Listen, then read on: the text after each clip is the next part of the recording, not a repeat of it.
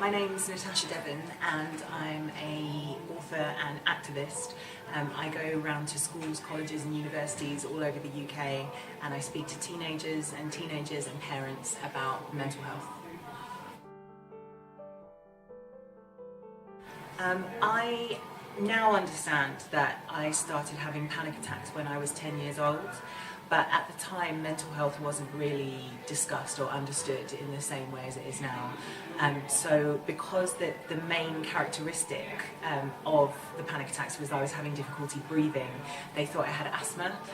So I was misdiagnosed with asthma and my panic wasn't picked up on until I was in my 30s, so many years later.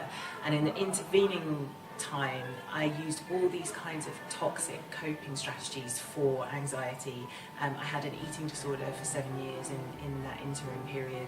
I also drank very heavily for a couple of years and went through a period of self-harm as well. And it was all just to try and take the edge off of this anxiety. Having now gone through the recovery process and had therapy and learned how to manage anxiety, I can look back on that all and see what was happening. But at the time, I just thought that I wasn't very good at coping with life compared to everyone else. And that was a very lonely experience, actually.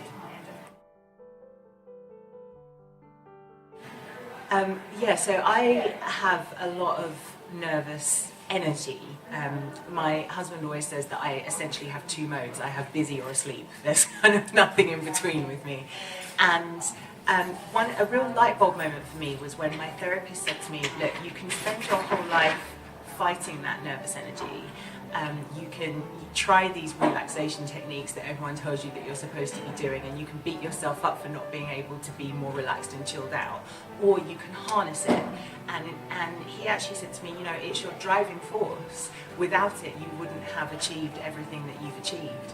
And actually the worst thing for you is to stand still, because when you stand still, that nervous energy kind of turns inwards and starts to sort of erode yourself, and that's what causes your anxiety. And that was the moment when I finally felt like my brain was working for me rather than against me.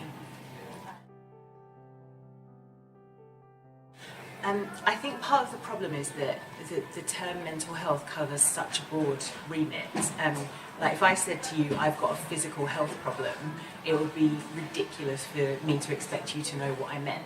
And in just the same way, you know, we've all got a mental health because we've all got a brain. There are mental health issues that can range from anything from being really nervous about an exam to having a friendship difficulty to being stressed at work.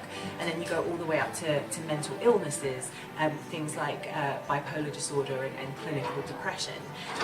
But I think that people have this fear that if they say I'm struggling with my mental health, that they'll immediately leap to a diagnosis of mental illness that they won't be able to undo and that will follow them around forever. So I would say there's two things. First of all, to acknowledge that everyone goes through mental health issues. If you've ever lost someone you love, if you've ever been bereaved, technically that's a mental health issue, and that's just part of the human experience. But also that if you are diagnosed with a mental illness, and I've got to a point now where I see having an anxiety disorder as not radically different from having, say, diabetes. It's something that I have to be aware of, and it's something that I have to take steps to manage, but it doesn't define who I am. I chose to bring with me Isaiah. He's called Isaiah because he's got one eye higher than the other.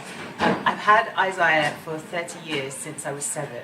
And at the time, there was this advert on the TV, which some people might remember. It was if you bought, It was if you bought a certain number of Kodak films, you got this free teddy.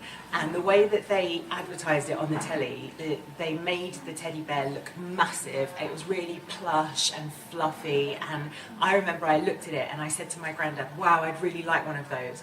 So my granddad fastidiously saved up his Kodak films from his disposable cameras, like way after I'd forgotten about this teddy. Like he kept it in his mind and he saved them up.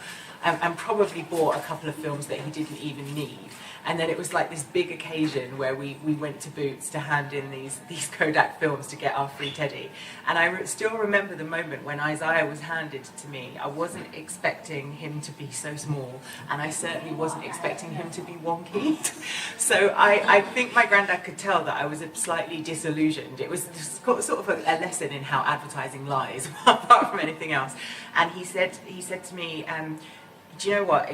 No one else has got one like this, because his wonky face is what makes him unique, and also you can call him Isaiah. And we laughed about it, and I think that the reason that I've still got him to this day, he's one of 2 of my childhood toys that I've saved to this day, is because that experience taught me that it's the things that we perceive as flaws are often the things that make us special.